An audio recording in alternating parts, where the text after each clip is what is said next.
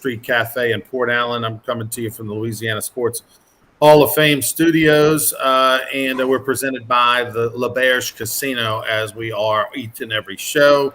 Please like and share this video because we've got a lot to talk about today. I want you to interact if you have a moment to as well. Today on Sports Shorts Daily, we're going to talk, of course, NFL Draft is tonight. The New Orleans Saints have 6 picks. TK will tell you where and what his quick thoughts are on those. Also, the draft is taking place in Las Vegas. Remember, this is where the draft was supposed to be in 2020 before the world shut down. And unfortunately, everything happened the way it did. But when the draft was going to be there the first time around, there were a lot of bells and whistles and things that the NFL was going to do that they're not doing this time around. Good morning, Kirk. Good morning, Chance. So we'll get into that, comments on some draft, who might be the first pick overall. Also, the big game tonight here locally, the Pelicans, 6:30, not 8:30 like it was the last couple of home games, but 6:30, the Pels take on the Phoenix Suns. Devin Booker may play. That's a possibility. That's what we're hearing. I don't know that I'm not worried about it if he does play, TK, just because of the hamstring. You come back too soon with a hamstring, whew, that's not good. Pels are a 2-point dog. Tommy will have his pick on that for you. And then LSU baseball, they lost to UNO. They did not look good. Again, key error. Had a couple relievers that gave it up. I don't know, LSU, maybe they just weren't interested. Went through the motions a little bit down in New Orleans at UNO. Blake Dean's team can swing it a little bit. They put it on the Tigers. Now LSU is at home this weekend against Georgia. The Bulldogs are a pretty good team. So we'll talk a lot more about LSU baseball tomorrow, but we'll touch on the UNO game here tonight. Let's bring in Tommy over at Court Street Cafe. NFL draft tonight, Tommy. Are you a big draft guy from a standpoint of, now they've stretched it out to where it's like, what, a 3-4 day event? You got to be committed to watch everything with the draft. I'm not a big watch the draft guy. Certainly I'm a follow it all and check it all out and all that good stuff. But no, I'm looking forward to it to see what happens and see if, in fact, the Saints with their 6 picks, and we'll get into some of that in a minute, can get some stuff done. Chance points out the last time Saints had 2 first-round picks, Chris Paul off a playoff game in New Orleans. Oh, okay, fine. Well, he's trying to get them to lose again. That's what Chance is trying to do. But the NFL draft, it's a showcase. It's going to be exciting, as they say, and we'll just have to wait and see. But I'm one of the guys who sits back and digests it after it all happens. And I like reading how many players came from each conference or from each school. Georgia could break LSU and Alabama's record for first-round picks tonight. Mike Detillier, who knows as much about the draft as anybody, says, it's a lot of depth on the offensive line and defensive line. And the mock drafts will be more incorrect this year than ever because there's a lot of uncertainty. Now, with all that being said, the Saints have, unless there's a trade, obviously, the Saints have the 16th and 19th pick in the first round. They actually have 4 picks in the first 98 picks. Think about that. Yeah, that's pretty good. 6 picks total. Now, here's something was pointed out, Ronnie. There's a question of whether I think the Saints go on offensive line. That's I think their focus. But that's a guess. I could be wrong.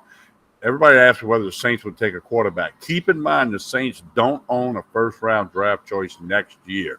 They traded that away to Philadelphia.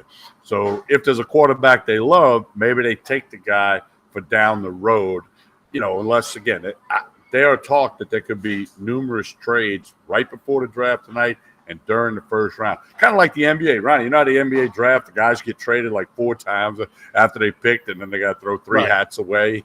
Could be some of that tonight in the NFL. We're just going to have to wait and see. But obviously, everybody's curious what the Saints will do. You're curious what the other NFC South teams will do because that's who the Saints got to start off by beating them to get to the playoffs.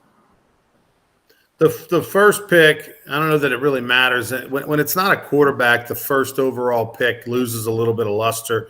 A lot of talk that the first pick would be maybe the Hutchinson from Michigan or Thibodeau from Oregon. There's a ton of defensive linemen in this draft. There's a good bit of offensive linemen in this draft. So it's not going to be as sexy as normal when you're talking about running backs and quarterbacks and wide receivers.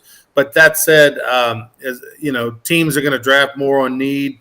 The New Orleans Saints have a lot of needs, and I hope they don't overthink this thing, Tommy, and they do what needs to be done. It won't make the fans super happy because it's not going to be, big household names, but they need an offensive lineman. They need an offensive lineman that they can't miss on in one of those first 2 picks. And I wouldn't hate it if they went 2 offensive linemen in the first pick, but they need one for sure that's going to be a surefire starter. And look, unless they've got something up their sleeve that we don't know about, as far as wide receiver and the veteran market and the free agent market or whatever, they need to go get a wide receiver as well. I mean, it's we don't know what's going on with the receivers, the room with Thomas, with the Saints. Does he want to play? Is he going to be back? Is he healthy? But we know that he possesses a certain sort of skill set, and we need someone that's a little faster, a little burner that can stretch the field, who can actually catch the ball when they stretch the field. So I'd love to see the Saints do something like that and go with one of those 2, which is pretty obvious. Everybody's been talking about that. But, don't overthink it. Don't get caught up in the QB guy when you're not going to play a quarterback this year. So that's what I'm hoping for. Yeah, it's really a potluck. It's like a gumbo. You're gonna have to throw everything in the pot and see how it comes out. So that's what's going to happen. And hey, Saints fans are fired up. And again, having 2 picks, having the 16th and 19th pick, you got to believe you're getting some value. And again, the Saints, as we have seen, are not opposed to trading up and down on draft day. Draft 3. Now it's draft 3 days. Because you got the first round tonight, round 2 and 3 tomorrow.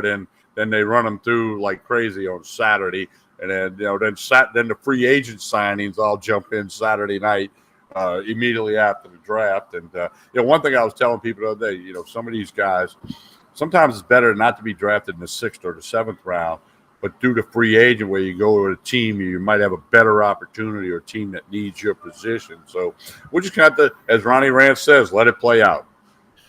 As far as draft stories go, as far as memories of the draft, I don't know about for you, but for me personally, there's two draft picks that I'll always remember, and they stand out for me the most. And 3 actually, and all of them were running backs. One was George Rogers when the Saints took the Heisman Trophy winner out of South Carolina. That was going to be a game changer for the franchise, and to a certain extent, it was. I mean, had George not had the cocaine problem to the degree that he did, he was a hell of a running back. And that was back in the day when you had a good running back, you fed him 25, 30 times a game.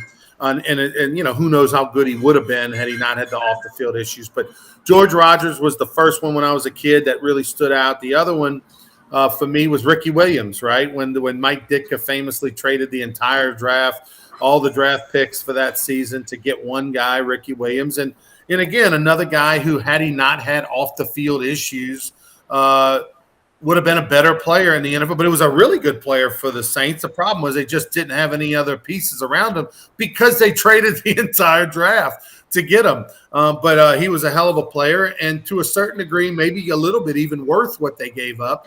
But they just weren't at a right time to do that. It wasn't like a franchise was in solid footing with a bunch of veterans where they could do that. They needed those draft picks. The other one was Reggie Bush. Reggie Bush was a game changer. If you remember, Reggie Bush was supposed to go to the Texans. Like, it was a foregone conclusion that he was going to the Texans. The Saints fans didn't even think about it. And then all of a sudden, the night before the draft, we realized, wait, the Texans aren't going to take Reggie Bush. They're going to take the big defensive lineman whose name's escaping me, and that's terrible. Mario Williams. There you go. Mario Williams, who was a hell of a player in the NFL for a long time, a really good player, and a great defensive lineman. But Reggie Bush changed the perspective of the New Orleans Saints. It was at the same time, obviously, that they got Drew Brees. And look, don't let the Saints now fool you, because history shines well on that 2006 season. But believe me, Drew Brees did not want to come to New Orleans. So Reggie Bush did not want to come to New Orleans.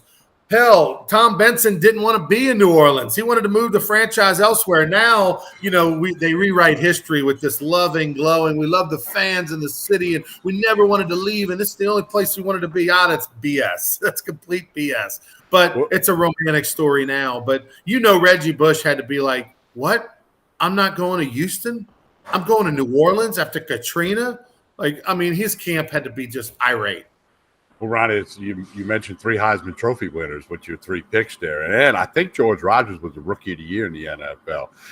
Here's another thing but you're too young to remember. But when they drafted Archie Manning, that was a pretty big thing as well. And Manning didn't win the Heisman. He was 2nd or 3rd in the voting, if I remember correctly. But that was the big thing. They had this song, The Ballad of Archie Who, that I had the little 45 record player thing. But that was a big thing now. Of course, that didn't lead to greatness. But when George Rogers got named Rookie of the Year, that was a time when the Saints didn't have anybody win an award of that nature, of that significance, Which I think you nailed it with those 3 guys. The Ricky Williams thing, he wore the dress with Ditka. Thought he was Dennis Rodman, I guess. I don't know. But, and then the other thing I think of the Saints draft is all the great players that Loomis and Peyton took later in the round, like Marcus Colston and when they took Teron Armstead, everybody's like, that guy, Arkansas Pine Bluff, come on. And he's a Pro Bowler, So the draft's not an exact science, as they always say, and we'll see what the Saints can do. Chance is right, Ronnie. Paul Tagliabue would not allow the Saints to leave. They would talk about going to San Antonio. Tagliabue, the commissioner at the time, basically told Tom Benson, again, I'm just making a supposition here, but he probably said, "You're not leaving New Orleans, so quit talking about it." Yeah, and we know the rest. Chuck Muncie, yeah. Remember when they had the Thunder and Lightning? You remember Thunder and Lightning, or were you not born? Tony yet? Galbraith was it? Tony Galbraith from Missouri and Chuck Muncie. That was a pretty good. Chuck Muncie was amazing. Again, talk about cocaine. Who knew that it was going to ravage the Saints as bad as it did, right? You remember Chuck Muncie and George Rogers. I got to tell you the Chuck Muncie story at the old David Drive Saints camp, okay? Underneath all the power lines. Yeah, he had He had the cocaine problem, and one day when he came out of the building, his car was down on 4 rims. They stole all 4 tires of his car because he owed some money. And nowadays that picture would have went nuts on social media. But anyway, Thunder and Lightning with Hank Stram, that was a pretty good thing. But they never won anything significant. Yeah, 8-8, right? That was the best. I remember as a kid. 7-9. No, 7-9. 7-9 in 1979. And Archie was the MVP of the NFC on offense. That year, and they had a losing record. Well, I tell you what, everybody talks about Peyton Manning, Eli Manning, and we're about to get drowned by Arch Manning. But Google some old Archie Manning highlights back in the day at Ole Miss. He played with a broken arm in Tiger Stadium against LSU. He was definitely special at the time. He was one of the few guys in the world of college football could do what he did. I was going to tell you the draft can be very fun. The draft can also be very maddening. The New Orleans Saints, to their credit, for the most part, since the regime of 2006, have done, I would say overall, if you look at the body of work since 2006, you'd have to give the Saints probably a B, for the draft as far as just overall value of what they've gotten out of the draft. The highs have been really highs, the lows have been lows, but I would probably put them at a B overall, in my opinion. Do you agree with that? Yeah, I do. I would certainly agree with that. And let's keep in mind, Sean Payton had a lot to do with the draft every year, probably more than anybody in the building. He's not there anymore. By the way, he may be announced as a Fox studio analyst today. Huge negotiations going on there. But he was a key part of that draft when they got Colston and Teron Armstead and some other guys. And, of course, he's not involved in the mix right now. So, keep that in mind. Chance going in the Wayback Machine with Chuck Muncie, also Wes Chandler, the Florida Gator, Wes Chandler, wide receiver. He was a poor man's Lynn Swann. If he played in a different city, people would definitely know that. And of course, he went on to be a good player with the Chargers. But yeah, he went out to San Diego and made some noise. Yeah, he was a hell of a player. All right, tonight the Pels, they're a 2-point dog at home, 6:30. Are you buying that Devin Booker may actually play in this game? I don't know if that's just some posturing or whatever. I think if he plays, you're looking at an 8-10 minute thing to see how he feels, how he reacts. Because if they get to a game 7, then they're facing elimination. But you said it, they're a 2-point dog. Phoenix showed they were a much better team, led from the beginning to the end in game 5. Now, it was in Phoenix. Now we're back at the Blender, and it's going to be packed, and it's going to be loud. I don't think you got to worry about whether Booker's there or not. I think the Pelicans have to worry about the Pelicans play the best basketball they can. It's an elimination game for them. If they can win, they'll go back to Phoenix for a Saturday night game 7. That would be pretty cool, but a little pressure on the Pelicans, so the crowd needs to get out there and get behind them. Let's talk a little bit about the Pels win or lose tonight, Tommy. And look, it's a long way to think that they could win 2 in a row, but these guys don't play scared at all. The Pels, it's amazing how they have turned around this franchise in such a short period of time. What I mean by that is you're getting national love by the national pundits that are talking about the atmosphere in the Blender. That's a tremendous home court advantage. You've got a young team that some of these players can't go anywhere, so you're going to have this nucleus next year. I think they can carry over this momentum to next year. And what I mean by that is, we know the team's going to carry over to next year, but I think they've done so much in a short period of time, and the fans have had such an excitement, especially recently, that they're going to be able to carry that over to the fall.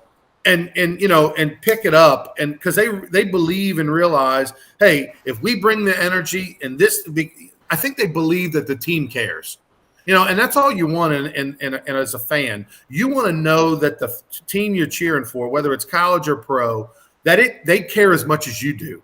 And I think with this Pelicans team, the effort is there, the enthusiasm is there as a whole, and it's palpable, and you can see it. And I think the fans are saying, hey, if you're in, I'm in. And I think this can carry over and flip the fans, just like the Saints did. We look back again through rose-colored glasses, if you will, on the New Orleans Saints, and we think that the Saints have always had the best fans and the Saints have always cared so much about their team. That's not the case. Prior to 2006 and Katrina, all the games, Tommy, we had to sweat whether they're going to be sold out or not. Throw out the Jim Mora era where they were really good for about a 5-year run there. Other than that, you had to wonder on Thursday, is the game going to be blacked out? Are we going to be able to see the game in Baton Rouge or New Orleans or whatever? And now we take it for granted. But that's not how the franchise was before Katrina. And so the Pelicans, I think this is their moment. This is their moment to flip the franchise to now all of a sudden the Pelicans ticket to be a really good ticket, and people want to go and pull for this team and be loud and crazy. And I think we're seeing something right here. I agree with you 100%. They're also seeing that Willie Green's a heck of a coach. He's making a mark, and that's trending upward. But I think you're right. Win or lose tonight. Okay, certainly everybody wants them to win. Win or lose tonight, you're right. They are building something that will go forward with them in the fall, maybe more season ticket sales, maybe some more primetime TV games on the schedule. I mean, they're headed in the right direction. Again, win or lose tonight. So I think you're hitting the nail on the head, because everybody loves the winner. From 1-12 to 3 playoff home games, like Chance just pointed out, that's huge. That's significant. And the Blender is going to be packed again tonight like it was the other night. So get it in, make some noise, and see if the Pelicans can't force a game 7. If they lose, it's going to be disappointing. But then when you reflect on what this team did after starting 1-12, you'd have to be excited, taking that forward, like you said, into next year. You see the ticker right on your screen there about the Baton Rouge Rougarou. I want to remind you the Baton Rouge Rougarou summer college baseball team playing this summer, June and July, in Baton Rouge at Pete Goldsby Field. Beautiful covered ballpark. BRCC plays there right next to Memorial Stadium by the state capitol. We've got 24 home games. First game doesn't start till June 7th, which is actually after the NCAA regional weekend, and 9 games in June, 15 in July. Fun for the whole family. Fireworks on Friday nights, kids zone with inflatables and all kind of stuff for them to do in the kids zone. alcohol, daiquiris, beer, cold drinks, great food for the adults, and we got a great party deck for corporate events or big families or teams. Where LeBear's is going to be we have the LeBear's Lounge inside the Budweiser party deck, and that's for private events. Either you can take over the whole deck for 50 people, all you can eat and drink, or we split it up into two 25s. All you can eat and drink. So great for bringing like a ball team and families and all that kind of stuff. And when I say drink, it includes beer. So stop on by the website, brrugaroo.com, and we have a $100 family 4-pack of season tickets, 4 tickets every single game. That's $1 a ticket for $100. Help support college baseball. Even if you can't make it all, you can buy the tickets and give away to your friends and coworkers. Earlier this week, I was on a trip with some old baseball teammates, as you know, and I was telling them all about the Texas Collegiate League and the Rougarou. They think it's awesome. Now, we all played at Pete Goolsby Field because that was Southern's home field back in the ancient days when we were playing, and they loved the whole idea and concept. They wish they had something to do like that. A couple of our guys would go up to Illinois or North Carolina to play in the summer, but they think it's great, and they're going to all get together and come to a Rougarou game one night. I guess I'll have to catch them after the game. All right, so let's final thought here on LSU baseball. The Tigers on Tuesday lost one to UNO, Blake Dean's squad down there in New Orleans, who is impressive. I saw them early. This is the second time they played. Early, they can swing it. And in the Southland Conference, they're having a good year. But the Southland, it doesn't matter. 1 through 8, put them all in a bag, shake them up. It's pretty much the same teams. But UNO can swing it a little bit. And then they ended up pitching it pretty good. Got a great relief performance out of the bullpen. But I just think LSU looked uninterested, Tommy. I'm going to agree with you, Ronnie. And I think it's safe to say, and few people have said it. I know I heard Charles Hannegriff say it. This is just not as good a team as we thought they might be. Okay, there's some holes in this team. There's some issues. There's some inconsistency, certainly with the defense. The bullpen kind of didn't, although they done well for a couple of weeks there, didn't get it done against UNO. UNO is fired up, and then Blake Dean's doing a good job there.